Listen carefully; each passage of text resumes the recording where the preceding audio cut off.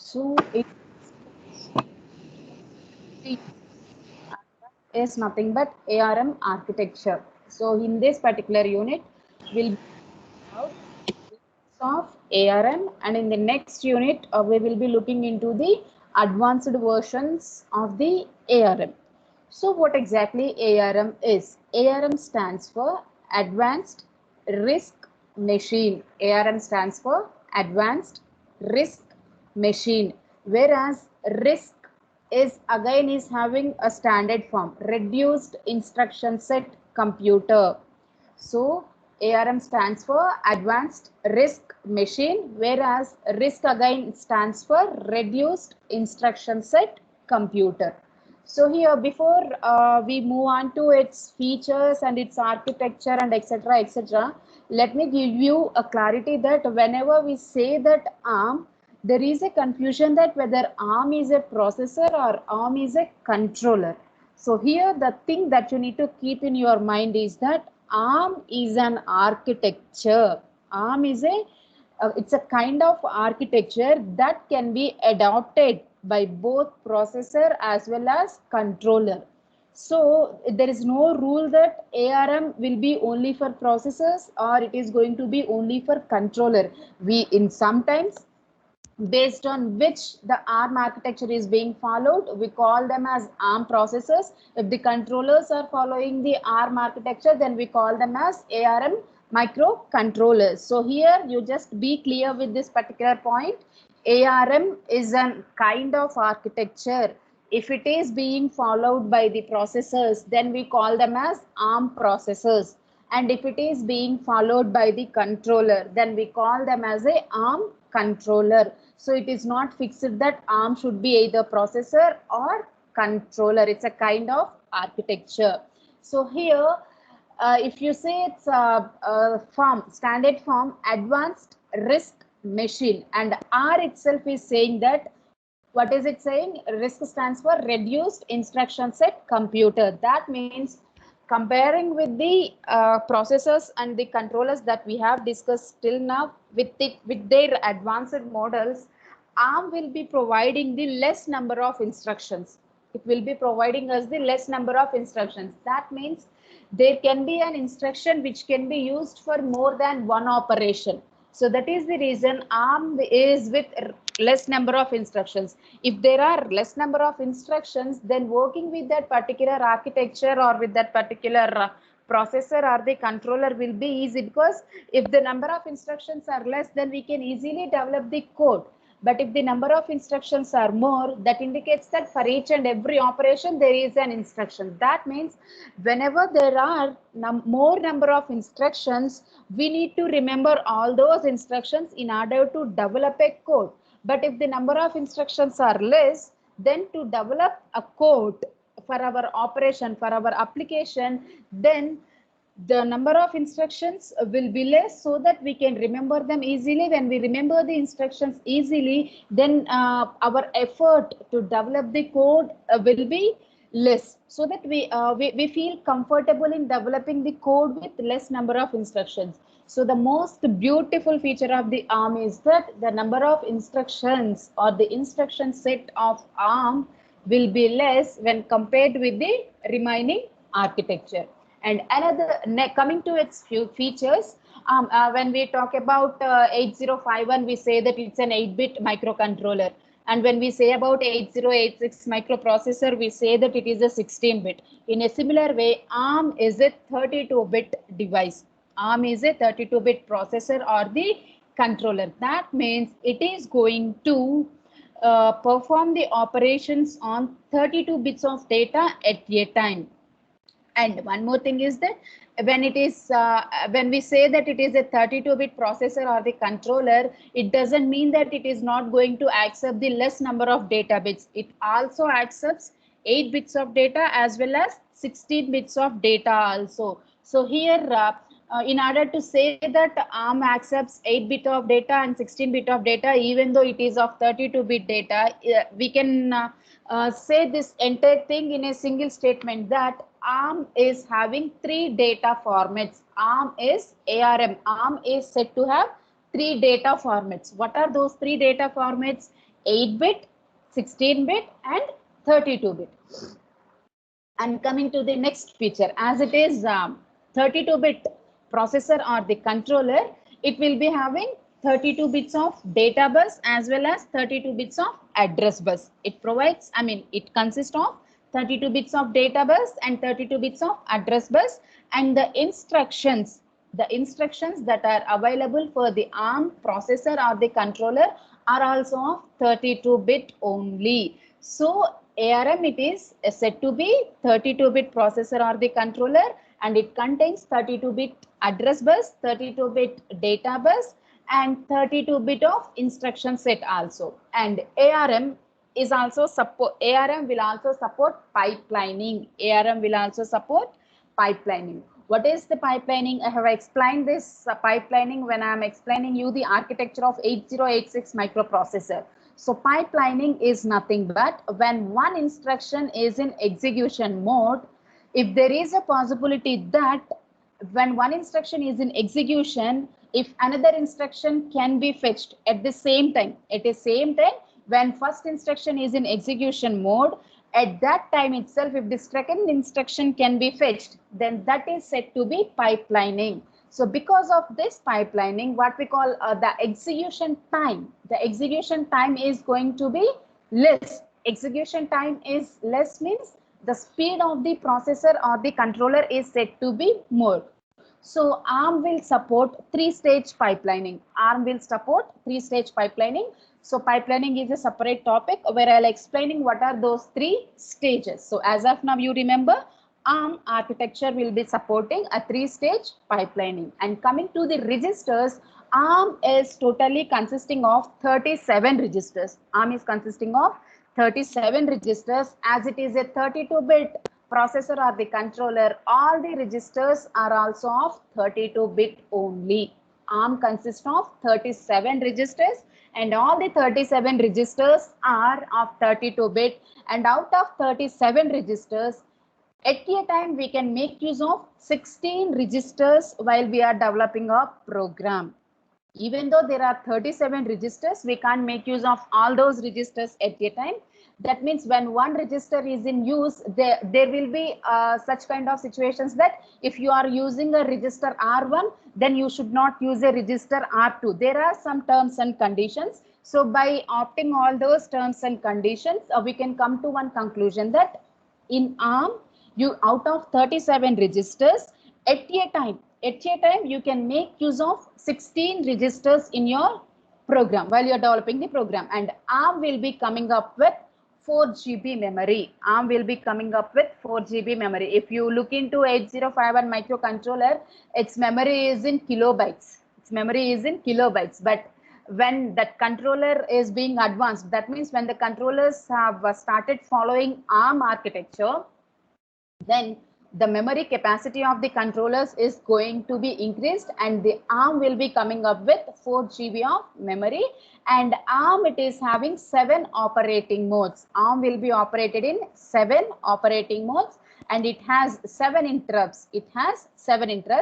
And last but not the least feature, but very, very important feature is that ARM architecture follows von Neumann model.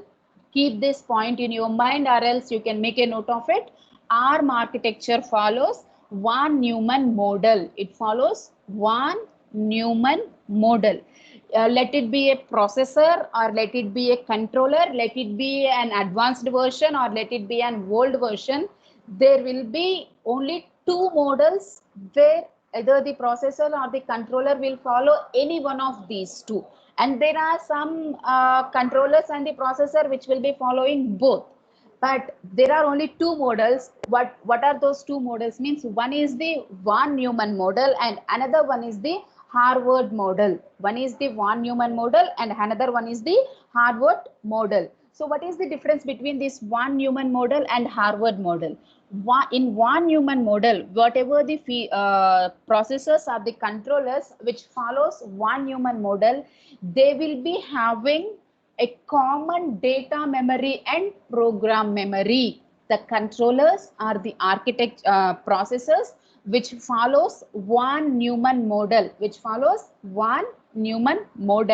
they will be having same memory for program as well as data. That means data memory and the program memory are same.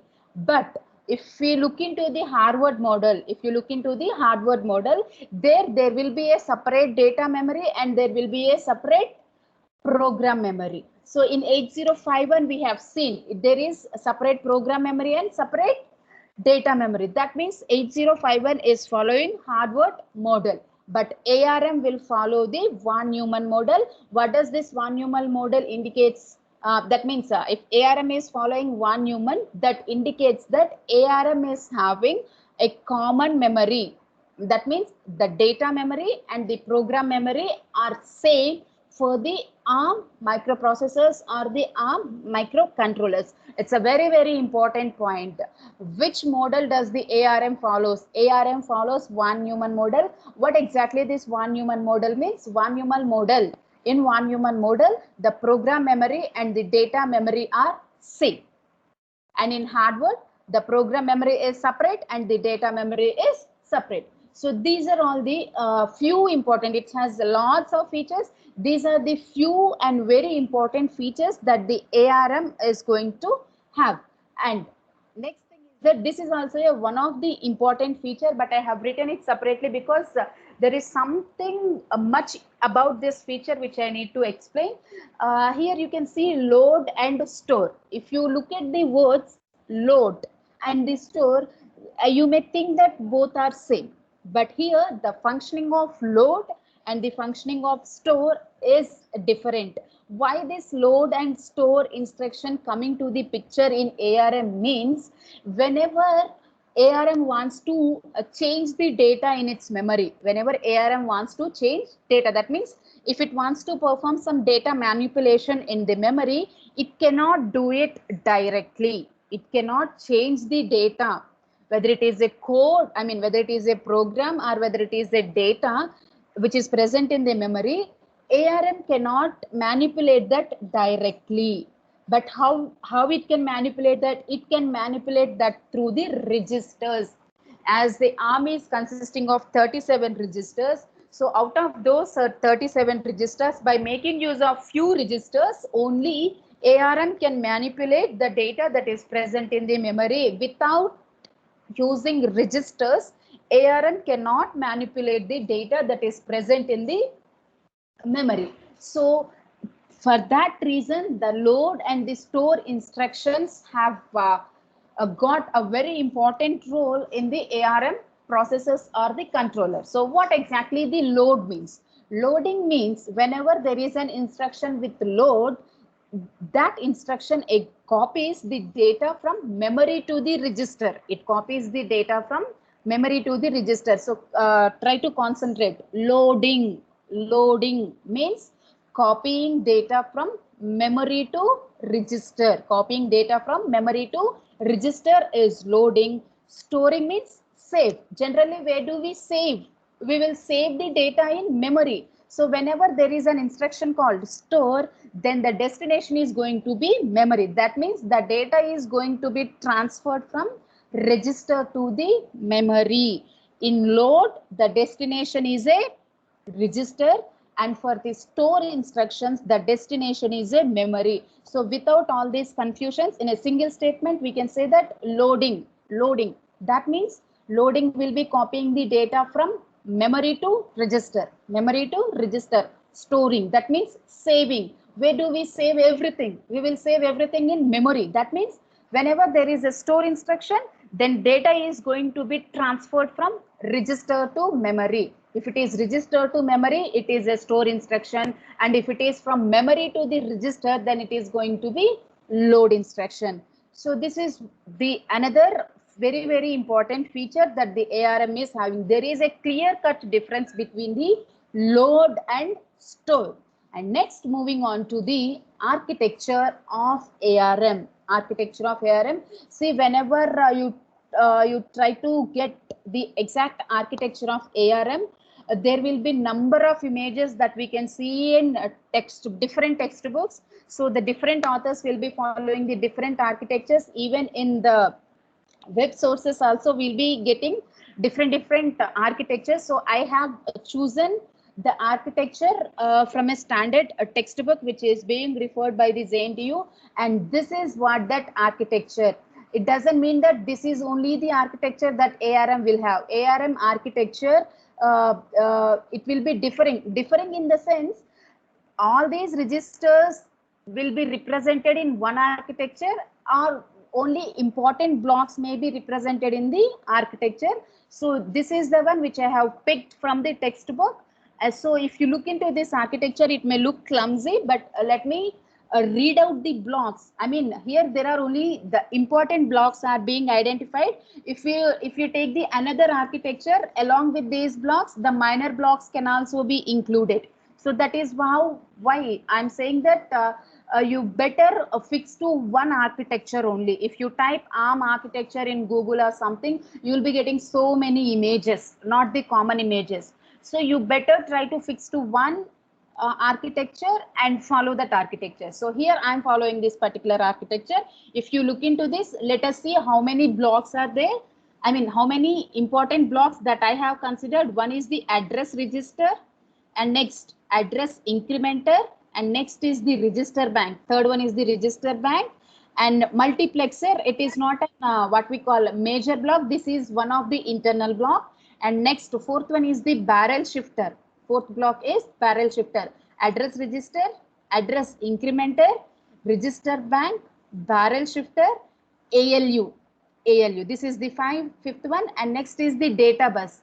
To this data bus, there is an output data as well as there is an input data, fifth one. And the sixth one is nothing but the instruction decoder. So here, totally I have considered 6 blocks as a major blocks. Okay, and now we will see what exactly the functioning of each and every block.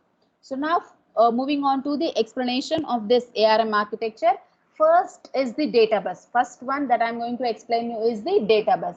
So here is the data bus. You can see that as ARM works with 32 bits of data, here I have represented from D0 to D31.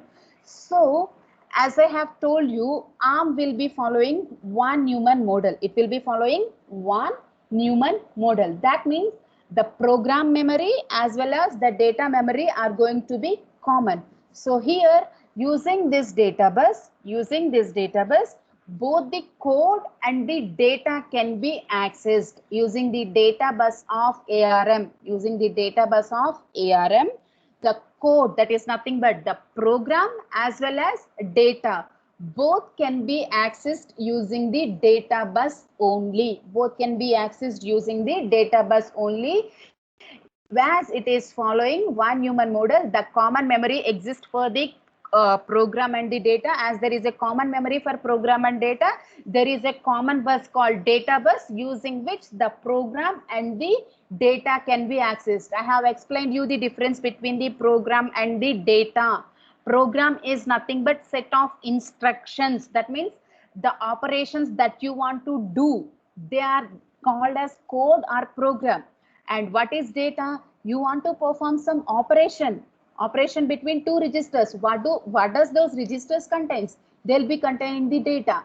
So whatever that you want to perform, that is the operation, and representation of operation is instruction, group of instruction is program. So on what kind of information you want to perform the operations, that is called as data. So that is the difference between program and data. Set of instructions is called program, on which you are going to execute those instructions. So means what is the input to those instructions? That is nothing but the data. For the R, the program and the data memory both are same. That is the reason the program and the data can be accessed using only one bus, that is nothing but data bus only. As ARM is a 32-bit processor or the controller, the data bus is also of 32-bit.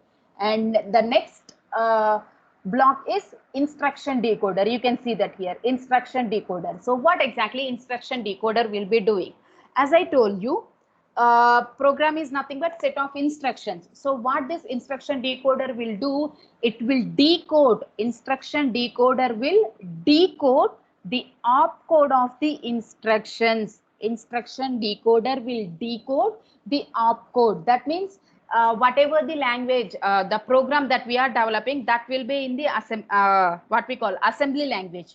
That will be in the assembly language. But the controller or the processor can understand only the binary language. So here decoding needs to be done, and that decoding is done by this instruction decoder. Once each and every instruction of the entire program is decoded, then each and every instruction is going to be executed. So before the execution of every instruction needs to be decoded, and the decoding operation is being performed by the instruction decoder. And the next block is the register bank. Next block is the register bank. You can see this here. So here, as the ARM consists of 37 registers, out of 37 registers, 32 registers are put together and they are called as a register bank. That means register bank will contain 32 registers of ARM. ARM overall contains 37 registers. Out of 37 registers, 32 registers are put together, and all of them are called as, when all of them are put together, then that overall 32 registers are called as register bank. And the next block is nothing but sign extend hardware. Sign extend hardware. See this here, and the explanation I have mentioned about sign extend hardware, but that sign extend hardware block is not represented here. That might be represented in another architecture. See, based on the importance that we are giving, we can show those blocks or we may not show those blocks. So what exactly this block is going to explain? Sign extend hardware. I told you that here while I'm explaining the features, see this, it will be supporting 3 data formats, 8-bit, 16-bit and 32-bit. So what exactly this sign extend hardware is going to do? So whenever ARM processor or the ARM controller receives 8-bit or 16-bit of data, 8-bit or 16-bit of data, as ARM supports 32-bit, so here this sign extend hardware, will convert that 8-bit or the 16-bit number into the 32-bit number. It convert that into the 32-bit number. So this sign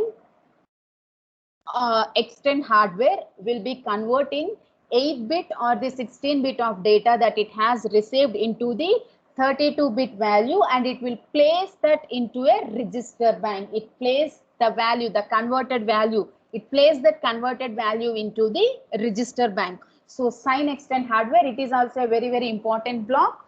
Whenever ARM receives 8-bit or 16-bit of data, this sign extend hardware will convert that 8-bit or the 16-bit of data into the 32-bit, and that resultant 32-bit or the resultant of conversion is being moved on to the register bank. So, and moving on to the next block is nothing but ALU and MAC, where MAC stands for multiply accumulate unit, where this among ALU and MAC in the architecture that I have considered, I have represented only ALU. I did not represented the MAC. So what is the functioning of this particular block? See here, if you observe here, we have something called RM. In the architecture, we have something called RM, and here it is an RN, and here it is RD. See here, RM, RN and RD. So these are related to ALU. These are all related to, related to ALU. What exactly ALU? Arithmetic logic unit. That means it is going to perform all the operations. So among these RM, RN and RD, RM and RN are called as source registers. RM and RN are called as source registers. And this source, ALU will receive whenever it receives an instruction, then it will transfer the data from the source registers to the destination registers. Here we are representing 3 registers with a suffix of M, N and D. So the registers with M and N, they are called as source registers, and RD is called as destination register. RD is called as destination registers. So the source registers will get the data through A bus and B bus. The source registers, that means RM and RN will get the data through A bus and B bus, and whatever the instruction that is coming from the source registers to the ALU, ALU will execute that instruction and it will send the result to the destination register. See here, data, sorry, RM and RN, they are called as source registers, and RD is called as a destination registers. So ALU will read the instructions. It will read the values from RM and RN by making use of A bus and B bus, and it will execute whatever the operation needs to be performed, and after the execution the result is being sent to the destination registers. So here the thing that you need to remember is that RM and RN are called as source registers and RD is called as destination registers. And the next is address register. Address register. See, where is this address register in the architecture? Here is the address register. Here is the address register. So what is the functioning of this address register? Just now I have explained you about the load and store instructions. So after the execution of load and store instruction, the registers will be having some address, right? So all those addresses will be stored in the address registers. So address registers, it will store the address that is generated by the load and store instructions. Address register will store the address which is generated by the load and store instructions. So once if it has address, see here, to the address register, here we have address bus of A0 to A31. So whatever the address that is being generated by the load and store instruction, that address will be stored in address register. Once if the address register has those addresses, then it will pass on those addresses to the address lines. Here A0 to A31 are the address lines. And the next block is nothing but barrel shifter. The next block is nothing but barrel shifter. See here, you can see that here barrel shifter, which is a new block for us. What exactly this barrel shifter will do?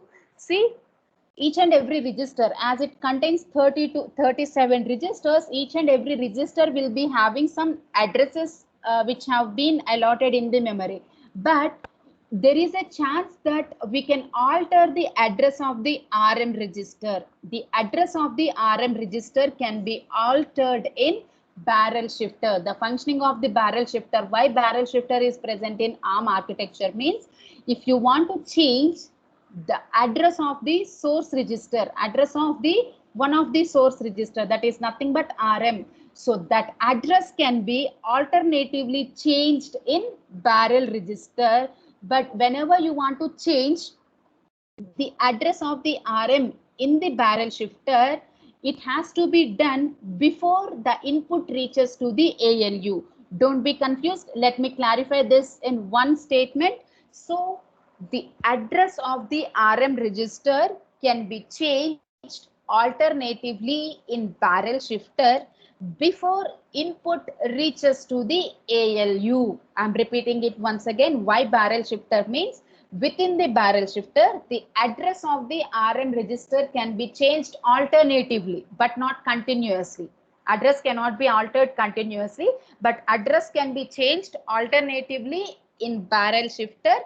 That too, that change should happen before the instruction, before the input reaches to the ALU. That is the importance of the barrel shifter. And next block is the incrementer. The next is incrementer. Generally, whenever we say increment or a decrement, I mean, till now, the increment and the decrement instructions that we have seen in our 8051 microcontroller or the 8086 microprocessor is that whenever we say increment, there will be an increment in the address of the register. There will be an increment in the address of the register. But whenever we perform increment in ARM architecture, there will be an increment in the content of address register. Here there is no increment in the address. There is no increment in the address, but there is an increment in the content of address register. There is an increment or the updation in the content of address register.